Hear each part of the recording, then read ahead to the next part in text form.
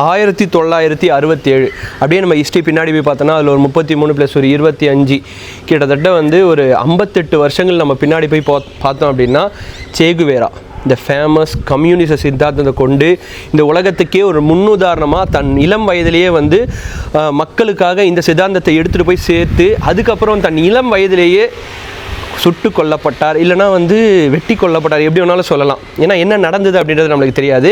அவர் இறந்த நாள் என்று அக்டோபர் 8ஆம் தேதி 1967 தன்னுடைய கொரில்லா படையை எடுத்துக்கொண்டு பொலிவியா நாட்டுக்காக ஒரு பெரிய புரட்சி செய்யறதுக்காக போகிறாரு. பட் அன்ஃபார்ச்சுனேட்டாக அன்னைக்கு அவர் வந்து பிடிபடுறார்.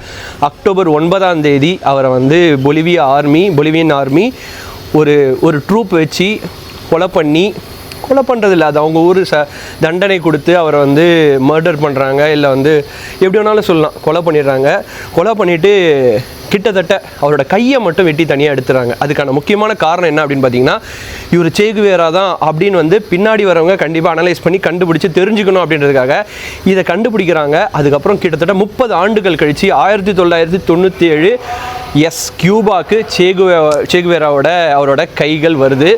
ஸோ ஒரு மிகப்பெரிய கம்யூனிச சித்தாந்தத்தை கொண்டு போன ஒரு லீடர்.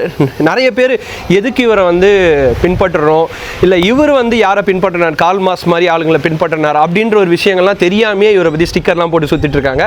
ஸோ இன்னைக்கு அவர் இறந்த நாள். கிட்டத்தட்ட 58 வருஷங்களாவது. கம்யூனிசம் சித்தாந்தம் அப்படின்றது சாதாரண ஒரு சித்தாந்தம் கிடையாது. அதை வந்து உண்மையாலுமே உணர்றவங்க, உழைக்கிறவங்களுக்கு தான் அதோட சித்தாந்தம் தெரியும்.